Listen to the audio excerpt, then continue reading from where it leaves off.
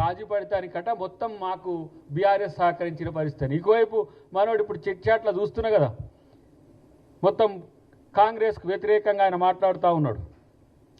ఏమని మాట్లాడుతుండే కేటీఆర్ చిట్చాట్లో మొత్తం ఏదో కాంగ్రెస్కు వ్యతిరేక పవనాలు వీచినాయి, మేము ఇంకా బాగా కొట్లాడినాం, మేము ఏ ఎన్నికలైనా కూడా మేము ఇట్నే కొట్లాడుతున్నాం, మాకు మంచి రిజల్ట్స్ వస్తున్నాయి. పోయినసారి గిన్నె సీట్లు వచ్చినాయి బాబు, మాకు 737 పైచిలకు మాకు సీట్లు వస్తే ఇష్టానుసారంగా మొత్తం అందరినీ కొనుక్కొని పోయి అప్పుడు మీకు వచ్చిన సీట్లు 114.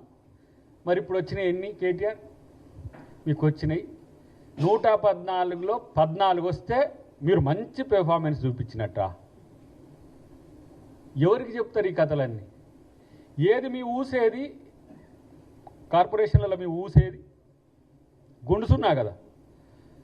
గుండు సున్నా వాళ్ళు కూడా మస్తు పెర్ఫార్మెన్స్ చూపించినామని చెప్పేసి ఏమో 1-2-3 పేపర్లు 1-2-3 పత్రికలు మీకు అనుకూలంగా ఉన్నట్లలో డాకా బజాయిస్తే ఫిగర్స్ అండ్ ఫ్యాక్ట్స్ ఎడిపోతాయి. అంటే మాకు నోరుంది కాబట్టి మేము చెప్తే కొంతమంది ఏదో దాన్ని వార్త రాస్తారు, లేకపోతే మన పత్రికలో మన టీవీలో మన సొంతం ఉన్నాయి కాబట్టి చేస్తే దీంట్లో ప్రచారం చేస్తే పోద్దంటే ఫ్యాక్ట్స్ ఎడిపోతాయి. 114లో 14 వస్తే మీరు పెర్ఫార్మెన్స్ చూపించినట్ట. 5 కార్పొరేషన్లలో మేము ఇప్పుడు 90 సీట్ల వరకు వస్తుంటే మాకు ప్రజలు వ్యతిరేకంగా ఓటేసినట్ట. క్షేత్రంలో ఓడిపోయిన వార్డు మెంబర్లను కూడా కొనుక్కున్నారు మీరు. గెలిచిన వార్డు మెంబర్లను తీసుకుంటారు ఎవరైనా, మున్సిపాలిటీలైనా లేకపోతే సర్పంచ్ ఎన్నికలైనా కొంచెం పలుకుబడి ఉండే నాయకులను తీసుకుంటారు. కానీ ఓడిపోయిన వాళ్ళని కూడా తీసుకున్న చరిత్ర బీఆర్ఎస్ పార్టీది. అయినా సరే మళ్ళీ మిమ్మల్ని 2023 ఎన్నికల్లో బండకేసి బాధింది గుర్తుండే. ఇప్పుడు ఓడిపోయింది కూడా అంగీకరించలేక మాకు మంచి సీట్లు వచ్చినాయి. మున్సిపల్ డివిజన్లలో కార్పొరేషన్ డివిజన్లో మీ వాటా ఏందో ఒకసారి సరి చూసుకోండి. కాబట్టి ఇవన్నీ కూడా కేవలం వాళ్ళ యొక్క ఉనికిని చాటుకోవడానికి, మాకు ఎక్స్ అఫిషియో సభ్యులకి ఏదో ఆ విధి విధానాలు తెలియదు అన్నట్టు ఈయన మాట్లాడుతుండే ఎవరు మనోడు కేటీఆర్. ఇక నువ్వు చెప్పాలి ఈ దొంగతనం చేసడానికి చేసి ఎక్స్ అఫిషియో దాన్ని మీరు గతంలో ఏం చేసిండ్రు, ఎన్ని రకాల మతలబులు చేసిండ్రు, ఎక్కడున్న వాళ్ళని గుంజుకుపోయారు నాకు తెలియదు 2020 ఎన్నికల తర్వాత. అప్పుడు 88 సీట్లు వచ్చినాయి ఆయనకు, ఎవరికి? కేసీఆర్ గారికి. ఇలా ఏ తరహా నుంచి మున్సిపల్ ఎన్నికలు జరిగినాయి, ఎంత ఊపు మీద మీరు జరిగినప్పుడు కూడా భయంతో మొత్తం కాంగ్రెస్ పార్టీ కాదు ఇతర పార్టీలు ఎవరు ఎక్కడ ఉపయోగపడితే వాళ్ళని తీసుకున్న పరిస్థితి ఇలా కల్పించినా కూడా మనకి ఇక అదే తెలిసి రావట్లే. ఎన్నిసార్లు జైలు పెట్టినా భయపడేది లేరు అంటారు. అసలు నిన్ను జైల్లో ఎవరు పెడతారన్న నాకు అర్థం కాదు. మనోడు రాత్రి ఉన్న కలగానికి ఇలా జైల్లో పెడితే బాగుండు, గా జగన్ లెక్కనో గా చంద్రబాబు లెక్కనో ఏమన్నా అయితట్టుంది నేను అనిపిస్తుందా? నాకు అర్థం కావట్లే. అట్లా కూడా రేస్లో మీ చెల్లె ముందే ఉందని మా ముఖ్యమంత్రి గారు చెప్పే, జైలు ముందు ఫస్ట్ కమ్ ఫస్ట్ సర్వ్ లెక్క సీనియర్ జైలు వాళ్ళకే ముందు ముఖ్యమంత్రి లేకపోతే ఇంకేదో పెద్ద పదవి వస్తుంది. అట్లా కూడా నువ్వు జూనియర్వి అవుతుంది. అటువైపే మీ బావ కుర్రగా చూస్తుంది. ఇక ఇప్పుడు ఈయన ఎప్పుడు జైలుకు పోతున్నారు నా పరిస్థితి చూడాలని. మీకు జైలుకు పోయే అర్హత ఉంటే కోర్టులు చట్టాలు చూసుకుంటాయి, కానీ ఊరికే నన్ను జైల్లో పెట్టి నన్ను జైల్లో పెట్టి అన్నట్టు ఉన్నది నాకు ఈయన మాట్లాడుతుంటే ప్రతిసారి. నువ్వు వచ్చింది సాక్షిగా వచ్చినావో దాంట్లో అభిప్రాయం చెప్పడానికో వచ్చినావు మొన్నటి దాంట్లో, రేపు దాంట్లో ముద్దాయిగా అవుతావో ప్రైమ్గా అవుతావో, అది కేసీఆర్ అవుతాడో కేటీఆర్ అవుతాడో ఇప్పుడు మనమేం చెప్పలేదు జాలం. కానీ ప్రతిసారి మమ్మల్ని ఎన్నిసార్లైనా పిలువండి, ఎక్కడికైనా వస్తుంది, ఎన్నిసార్లైనా పిలిస్తే దొంగల్ని పిలుస్తున్నారు. మరి మీరు కూడా దొంగలు అనుకుంటారా ఎట్లా నాకు అర్థం కావట్లేదు.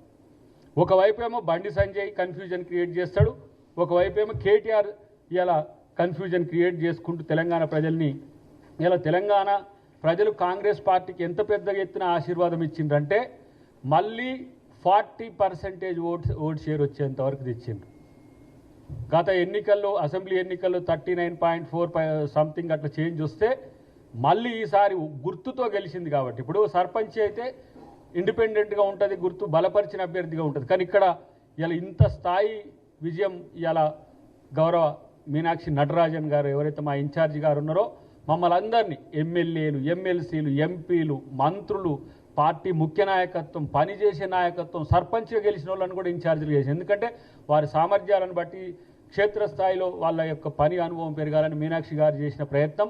దానికి మా పిసిసి ప్రెసిడెంట్ గారు మహేష్ కుమార్ గౌడ్ గారితో పాటు ఇలా డిప్యూటీ సీఎం గారు ఇవన్నిటిని తయారు చేసి క్యాబినెట్ మొత్తం కూడా కూర్చొని ఏ విధంగా అందరం పనిచేయాలంటే అదంతా కూడా ముఖ్యమంత్రి గారి ఒక ప్రణాళికతోని ఈరోజు ముందుకు పోయిన పరిస్థితి. ఆయన అంటాడు మనోడు కేటీఆర్, పెద్ద పెద్ద నాయకులు చిన్న చిన్న ఎన్నికలకు తిరిగితే బాగుండదు, క్షేత్రస్థాయిలో ఎక్కడో అక్కడ తిరగాలి. మరి కేసీఆర్ తిరిగినప్పుడు ఎటు పోయింది?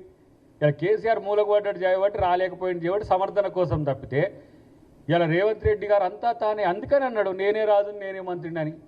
అవును, మీలాగా రాజులం అనుకునే మనస్తత్వం కాదు, మేము రాజులం, మాకు సబార్డినేట్.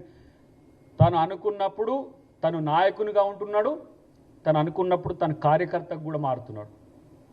నేను 2023 ఎన్నికల్లో నేను ప్రత్యక్షంగా తనతో ప్రచారంలో పాల్గొన్నప్పుడు చూసిన కదా, అంతా తానే చేసే ప్రయత్నాన్ని ఆ రోజు గమనించడం. ఈ రోజు కూడా మీరు చూడండి, మున్సిపల్ ఎన్నికలే కాదు, అవి సర్పంచ్ ఎన్నికలే కాదు, ప్రతి ఒక్కటి తన కన్సర్న్తో జరుగుతున్న పరిస్థితిని గమనించి ఇలా కేసీఆర్ ఏం లేదు ఇంట్లో కూర్చొని అన్ని ముచ్చట్లు పెట్టుకుంటే ఏదో కుట్రలు కుతంత్రాలు చేసుకుంటూ చేసిండు తప్పితే ఏ రోజు క్షేత్రస్థాయి లేదు. ఏమైనా వచ్చిన తర్వాత గెలిచిన వాళ్ళందరూ మనోళ్ళే అని చెప్పి అనలేదా సభాసాక్షిగా?